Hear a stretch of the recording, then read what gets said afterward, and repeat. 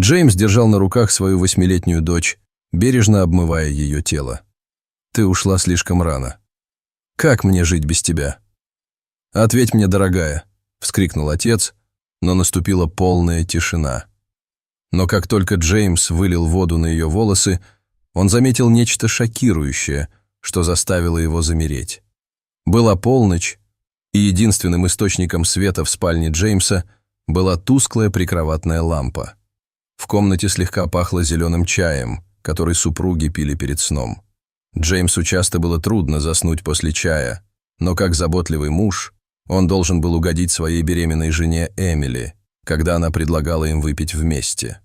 Выпив по чашке чая, они оба забрались на кровать, и Эмили почти сразу уснула, а Джеймс метался по кровати, пытаясь заснуть. Примерно через 3 часа он, наконец, почувствовал сонливость, но через несколько минут после того, как он окончательно погрузился в сон, ему вдруг стали слышаться хныкающие звуки. Сначала он подумал, что они ему привиделись, но когда Эмили взяла его за руку, он понял, что она снова плачет, поэтому повернулся к ней лицом. «Тебе опять приснился страшный сон», – прошептал Джеймс.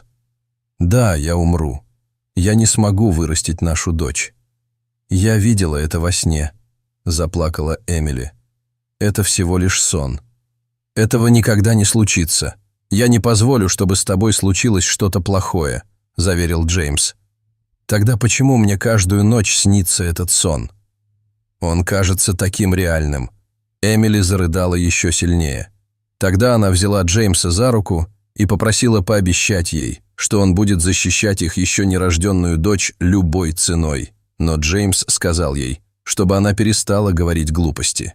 «Я обещаю тебе, что мы вместе позаботимся о ней», — сказал он и обхватил ее руками. Через несколько минут он услышал, как она тихонько засопела, и на его губах заиграла улыбка. Джеймс чувствовал себя таким счастливым, ведь он был женат на женщине своей мечты. Пара прошла через многое, но их любовь стала только крепче.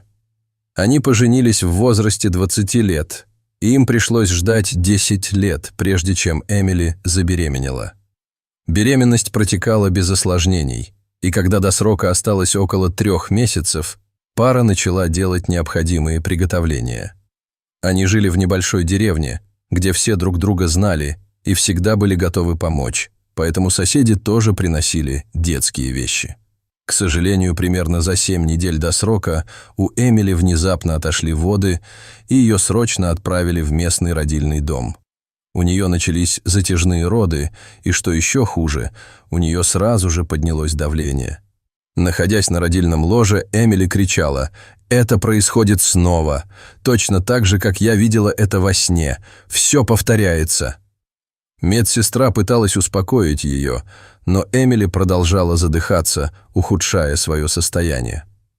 Вскоре медсестры обнаружили, что у нее начались осложненные роды, и хотя им удалось благополучно вытащить ребенка, они не смогли спасти Эмили, у которой через несколько часов после рождения дочери внезапно остановилось сердце.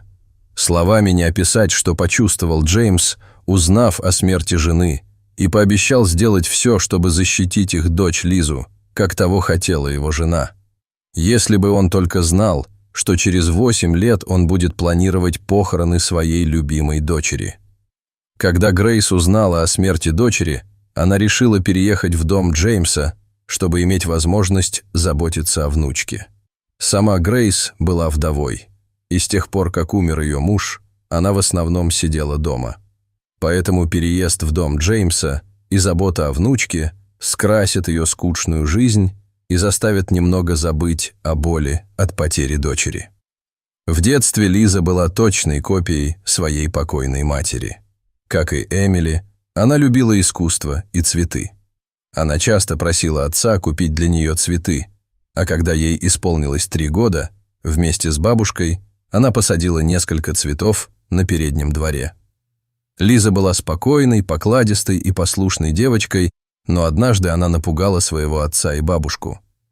Обычно семья ужинала около 6 вечера, и, приготовив еду, Грейс шла в комнату Джеймса и Лизы, чтобы попросить их прийти в столовую. Но в тот день, когда она пришла в комнату внучки, там было пусто. Джеймс и Грейс выбежали из дома и стали искать девочку. Но когда они уже подходили к окраине деревни, то увидели, что навстречу им бежит Лиза, которой уже исполнилось 6 лет, и держит в руках полевые цветы. Девочка выглядела такой счастливой и гордой собой и показывала папе и бабушке цветы, которые она нарвала в ближайшем лесу. Джеймс и Грейс были рады, что она в безопасности, но хотели, чтобы она больше никогда не ходила туда одна. Но Лиза их не послушала. На следующий день она снова отправилась в лес и вернулась со свежими фруктами и цветами. Грейс взяла за правило всегда ходить с ней, и так продолжалось некоторое время. Но когда Лизе исполнилось 8 лет, а Грейс – 70, у пожилой женщины уже не было сил ходить с ней в лес. Однако всякий раз, когда Лиза слишком долго не возвращалась домой, бабушка по-прежнему шла на окраину деревни и звала ее. Как только Лиза слышала зов бабушки, она бросала все свои дела и спешила к ней. Так и продолжалось. Но однажды случилось нечто трагическое. В тот день Грейс почувствовала беспокойство, и инстинкты подсказали ей, что что-то не так. И хотя Лизы не было всего 15 минут, Грейс помчалась на окраину деревни и стала звать внучку во весь голос. Через несколько минут Лиза вышла из леса, но Грейс сразу заметила, что что-то не так. Девочка выглядела такой бледной, и в руках у нее не было цветов. Когда Грейс собиралась спросить, все ли с ней в порядке, Лиза схватилась за живот и внезапно упала. Переполненная ужасом, Грейс закричала во весь голос, зовя на помощь. Через несколько минут на помощь пришли жители деревни, и Лизу срочно доставили в медицинский центр, где, к сожалению, констатировали смерть. Лизу отвезли домой, и ее семья начала готовиться к ее погребению. Джеймс, у которого на глазах были только слезы, решил, что перед похоронами он вымоет тело дочери. Когда он мыл ее тело, она выглядела такой спокойной и умиротворенной, что Джеймс был вынужден представить себе моменты, предшествующие ее смерти. Была ли она напугана? Говорила ли она: «Папа, помоги мне»? Было ли ей больно? Задавался он вопросами. И тут он заметил в уголках ее рта то, что заставило его замереть. Это было похоже на травинку. Дрожащими руками Джеймс медленно открыл рот дочери, и то, что он увидел, заставило его закричать. Он увидел смесь трав, завернутую в крошечный кусочек одежды. Никто из присутствующих на похоронах никогда не видел такой одежды. Джеймс выбежал из дома и стал расспрашивать всех, не знают ли они, откуда взялась эта одежда.